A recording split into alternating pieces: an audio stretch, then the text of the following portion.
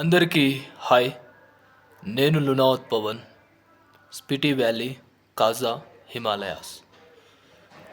Present situation అయితే చాలా డేంజర్గా ఉంది.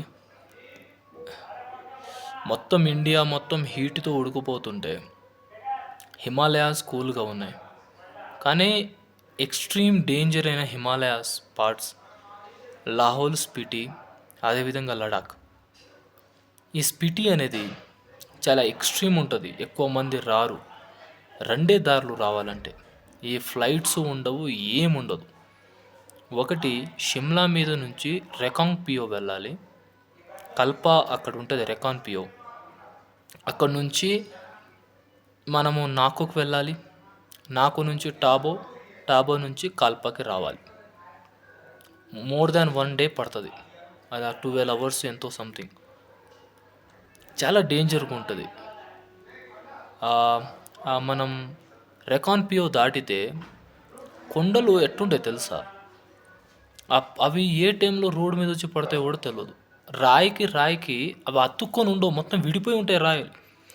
అలా విడిపోయి కనెక్షన్ లేని రాళ్ళు పెద్ద పర్వతంగా ఉంటుంది. అది చూస్తేనే మన గుండె జారిపోద్ది. అరే ఇంత పెద్ద పర్వతం, ఇన్ని రాళ్ళు పెద్ద పెద్దవి, ఒకదానికి ఒకటి కనెక్షన్ లేదు, మొత్తం ఊడిపోయి ఉన్నాయి. ఇది ఏ టైంకి పడుతుంది, మన పరిస్థితి ఏంటని మస్తు భయం వేస్తుంది. నాకో దాటి టాబో ఏరియాకి వచ్చామనుకో, ఈ టాబో నుంచి కొంచెం సేఫ్ ఉంటుంది. అంటే కొండలు కొంచెం దూరంగా ఉండి కొంచెము ఫ్లాట్ లాగా ఉంటుంది. దాంట్లో నుంచి రోడ్డు కొంచెం బెటర్ అనిపిస్తుంది టాబో నుంచి.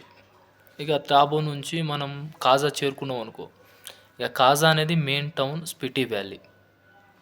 ఇది ఒక రూట్. ఇంకోటి మనాలి సైడ్ నుంచి రావాలి.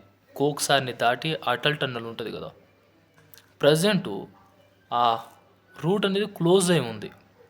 మే 15వ తారీఖు నుంచి తీస్తారు. ఏంటంటే రోహతాంగ్ పాస్ అనేది క్లోజ్ అయి ఉంది. ఏంటంటే మొత్తం మంచుతో నిండబడి మొత్తం ఉందన్నమాట. అది హై ఆల్టిట్యూడ్. తర్వాత రోడ్ అనేది చాలా చిన్నగా ఉంటుంది. ఒక వెహికల్ వస్తుంటే ఇంకో వెహికల్ వెనక్కి జరగాల్సి వస్తుంది. అంటే 2 వెహికల్ ఆపోజిట్గా ఒకేసారి పోలేవు. అలా అంటుంటుంది. కొన్ని ప్లేస్లలో అయితే మనం మట్టి రోడే అనమాట. కొన్ని ప్లేస్లలో అయితే వాటర్ వెళ్తూ ఉంటుంది. చాలా డేంజర్. ఉన్న 2 రూట్లు కూడా ఎక్స్ట్రీమ్ డేంజర్ అనమాట. సో నువ్వు స్పిటికి రావాలి అని అనుకుంటే ఇది ఒక అడ్వెంచర్, ఒక రిస్క్కి నువ్వు రెడీ ఉండాలి. రెండోది ఏంటంటే ఏదైనా జరగవచ్చు. ఇది మనాలి కాదు, ఇది షిమ్లా కాదు. నువ్వు సేఫ్గా రావడానికి చాలా రిస్క్ ఉంటుంది. సరే, ఆ రిస్క్ని దాటి వచ్చేసాము అనుకో, ఇక్కడ ఏమైనా సుఖంగా ఉంటుంది అనుకుంటున్నారా? సగం గాలి. మనాలికి డబల్ హైట్లో ఉంటుంది కాజా. పీల్చడానికి సరిగ్గా గాలి అందదు తెలుసా మీకు? సరే, నేను ఫిట్గా ఉన్నా, నేను బలంగా ఉన్నా, నేను ఎక్సర్సైజ్ చేస్తా, నేను 10 కిలోమీటర్ ఉరుకుతా అని నువ్వు అనొచ్చేమో. ఫిట్నెస్కి దీనికి సంబంధం లేదు. బక్కగున్నోడేమో హాయిగా ఇక్కడ తిరుగుతాడు, కొంచెం బలంగా ఉన్నోడు గాలి అందకపోవచ్చు. కొన్నిసార్లు మనం చెప్పలేం ఎవరికి ఏ టైంలో ఎలా అవుతుందో. అది గెస్ చేయడం కష్టం అన్నమాట. మళ్ళీ వాతావరణం ఏ టైంలో ఎలా మారుతుందో కూడా తెలియదు. సో అంత డేంజర్ ఉంటుంది ఈ స్పిటి. ఇక చలికి విషయానికి వస్తే, లేస్తే మనం మధ్యాహ్నం ఏమో 0 degrees ఉంటుంది. లేస్తే -6, -5, -9 అంతే. సరే, ఆ మైనస్ టెంపరేచర్ని మనం తట్టుకుంటాము. ఏదో ఒకటి స్వెటర్లు వేసుకోనో ఏదో ఒకటి చేసుకునో మనం ఉంటాం. కానీ గాలి వస్తుంది తెలుసా? ఎంత గట్టి గాలి వస్తుంది తెలుసా ఇక్కడ? ఆ గాలి మన బాడీకి తగలగానే లోపల ఎముకలు మొత్తం కదులుతాయి. ఎంత పవర్ఫుల్ ఉంటుంది. నా కళ్ళు మొత్తం ఎర్రగా అయిపోయినాయి, మొత్తం బాడీ చేంజ్ అయిపోయింది, హెడేక్ వస్తుంది. తర్వాత ఈ ముక్కులో కొంచెం లోపల పెయినింగ్ అనిపిస్తుంది. అంటే నాకు హిమాలయాస్ అలవాటు, ఎప్పటి నుంచో వస్తున్నా నేను. తర్వాత కొన్ని ప్రికాషన్స్ అంటే జాగ్రత్తలు ఉంటాయి కదా, ఎలా తీసుకోవాలి అని నాకు ఐడియా ఉంది. సో నేను ఇది తీసుకున్నా, నాకే ఇలా ఉంది. సరే, ఏమీ తెలియకుండా డైరెక్ట్ వచ్చేస్తే మీ పరిస్థితి ఏంటి? నిన్ననే ఒక వ్యక్తికి మేము హాస్పిటల్కి తీసుకెళ్ళాం. గాలి ఆడకపోతే ఆక్సిజన్ పెట్టించారు. ఏ ఊర్లో అయినా హాస్పిటల్ ఎందుకు ఉంటుంది? జ్వరమా లేకపోతే ఏదైనా రోగాల కోసం ఉంటుంది. కానీ ఇక్కడ ఒక హాస్పిటల్ ఉంది కేవలం ఆక్సిజన్ కోసం. ఎవరికైనా ఆక్సిజన్ అందకుండా అలా ఎమర్జెన్సీ అయితే వాళ్ళని అక్కడ తీసుకెళ్ళి ఆక్సిజన్ ప్రొవైడ్ చేస్తారు. ఇక అలా ఉంది పరిస్థితి. ఇక నాకైతే రాగానే 2, 3 రోజులు కొంచెం ఇబ్బంది అనిపించింది కానీ అంత ఫరకేం పడలే. అంటే ఎప్పటినుంచో వస్తున్న హిమాలయాస్ అలవాటు కాబట్టి ఏదో సెట్ అయిపోయింది. కొంచెం హెడేక్ అలా ఇలా కొంచెం కాకుండా. ఇక ప్రతి టైం అనేది ఎలా ఉంటుందో తెలుసా ఇక్కడ? యుద్ధం. ప్రతి సెకండ్. ఇది చలి అనేది వేరేలాగుండదు. ఇది హిమాలయాస్ యొక్క చలి. దాంట్లో స్పిటి వ్యాలీ. మొత్తం ఎముకల్ని కదిలించేస్తుంది. ప్రతి సెకండ్ ఒక యుద్ధం. కంఫర్ట్ అంటావా? అస్సలు ఉండదు. సుఖం అంటావా? మర్చిపో. మే నెల బగబగ మండే ఎండలు మన తెలంగాణ, ఆంధ్రప్రదేశ్లో ఉన్న టైంలో నువ్వు మనాలి లేదా షిమ్లాకి వస్తే స్వెటర్లు వేసుకొని చలిలో కొంచెం కంఫర్ట్గా ఉండొచ్చు. కానీ దానికన్నా ఎక్స్ట్రీమ్ హైట్లో ఉండి డబల్ హైట్లో మళ్ళీ ఎక్స్ట్రీమ్ కండిషన్లో ఉన్న ఈ స్పిటి లాంటి వ్యాలీలో అదే మే నెలలో నేను అంత సుఖంగా ఉంటానంటే అది అవ్వని పని. ఇది ధూళ తీర్చేస్తుంది కింద నుంచి. అర్థమైందా? సో ఇక్కడికి రావాలంటే మే నెల అనేది పర్ఫెక్ట్ కాదు నాకు తెలిసి.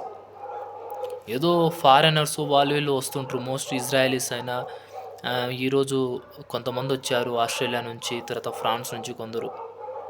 సో ఇలా తిరుగుతూ ఉంటారు వాళ్ళకు కొంచెం అలవాటే. ఇంకా జూన్, ఆగస్టు ఆ టైంలో అయితే బెస్ట్. ఇక సెప్టెంబర్ అంటారా, ఇక చలి స్టార్ట్ అవుతుంది. ఇక మీకు చెప్పలేను నేను. వింటర్ అనేది చాలా ఎక్స్ట్రీమ్ ఉంటుంది. సో నేను ఇప్పటి నుంచి మొదలుపెట్టి వింటర్ మొత్తం ఉందామి అని అనుకుంటున్నా. నేను అంత స్ట్రాంగ్ మైండ్తో వచ్చిన నన్నే 2 రోజులకే ఇక్కడి నుంచి పారిపోదామన్నంత ఆలోచన వచ్చేటట్టు చేసింది నన్ను చలి. మళ్ళా నన్ను నేను మోటివేట్ చేసుకొని నా మైండ్ని నేను సెట్ చేసుకొని ఉంటున్నా. 3 స్వెటర్లు వేసుకున్నా తెలుసా, అయినా చలి ఆగట్లే. డేంజర్గా ఉంది సిచ్యువేషన్. ఇప్పుడు చేతులు గ్లౌజ్ లేకుండా ఇలా ప్రశాంతంగా మాట్లాడుతున్నా అంటే ఈ రూమ్లో ఏసీ ఉంటుంది. ఏసీ అంటే మనలాగా బయట వేడిని అంటే లోపల చల్లగా ఉంచేది కాదు. ఇక్కడ మొత్తము లోపల వేడిని చేస్తుంది అనమాట. అంటే చల్లదనాన్ని యూస్ చేసుకుంటే రివర్స్ ఏసీ మన దాంతో పోలిస్తే. అది కాకుండా నా వెనకాల ఉన్న గోడలు ఉన్నాయిగా, అవన్నీ మట్టి, ఆవు పేడ, తర్వాత మన వరి గడ్డి లేదా గోధుమ గడ్డి ఉంటుంది కదా, అది కలిపి ఆ గోడలు కట్టారు. సో దానివల్ల లోపల అనేది చాలా వేడిగా ఉంటుంది. బయట ఎంతైనా చల్లగా ఉండని, ఎంత మంచు పడని, ఎంత మైనస్లో అయినా వెళ్ళిపోని, లోపల మాత్రం వేడిగా ఉంటుంది. సో కాబట్టి నేను ఇంత ప్రశాంతంగా మాట్లాడుతున్నా. బయటికి అంటారా, మధ్యాహ్నం 1, 12 అంటే కొంచెం సన్ వచ్చినప్పుడు మాత్రమే వెళ్తాం మేము. సో ఇక్కడ లైఫ్ అనేది డెత్ ఆర్ లివ్ అన్నమాట. అలా అంటే చావు లేదా బతుకు అంతే. సర్వైవల్ సిచ్యువేషన్ అనేది చాలా ఎక్స్ట్రీమ్ ఉంటుంది. సో మీరు ఎంజాయ్ చేయాలి, వెకేషన్ అలా సుఖంగా ఉండాలి అని అనుకుంటే ప్లీజ్ దయచేసి స్పిటికి రాకండి. మనాలినా లేదా ధర్మశాలనా, మన డార్జిలింగ్ ఉంది, తర్వాత నైనితాల్ ఉంది, తర్వాత మన ముస్సోరి ఉంది. సో ఇలా చెప్పుకుంటా పోతే ఎన్ని ఉన్నాయి మనకి. అక్కడికి వెళ్ళండి, ఎంజాయ్ చేయండి. షిమ్లా, మనాలి అయితే ఢిల్లీలో ఓల్వో బస్ ఎక్కితే మార్నింగ్ లోపు మీరు మనాలిలో దిగుతారు. పెద్ద పెద్ద స్ట్రైట్ రోడ్స్, హైవే, తర్వాత టన్నెల్స్. మనాలి చాలా సుఖం. షిమ్లా అనుకుంటే ఒక టర్నింగ్స్ ఉంటాయి, అంటే కర్వ్స్, మొత్తం కొండల మధ్య రోడ్ కాబట్టి కొంచెం ఇబ్బంది అయినా సుఖంగా వెళ్ళిపోవచ్చు. కానీ స్పిటి అనేది అలా కాదు. సో మీరు యూట్యూబ్లో చూసి లేదా ఇన్స్టాగ్రామ్లో చూసి అవి అనేది ఇక్కడ పని చేయదు. సో నేను అదే అంటున్నా. స్పిటికి మేము వస్తామని చాలామంది నాకు మెసేజ్లు చేస్తున్నారు. సో మీరు అన్నిటికీ సిద్ధపడి రండి. అండ్ నేను చెప్పేది ఏంటంటే ఇది సుఖం కాదు. ఇప్పుడు ఒకే రూటు ఓపెన్ ఉంది, అది షిమ్లా నుంచి రెకోన్పియో నుంచి నాకో, తర్వాత టాబో, ఆ మీదుగా కాజా వస్తుంది. కానీ ఈ రోడ్ అనేది మీరు వచ్చారనుకో దూల తీరిపోతుంది మీకు.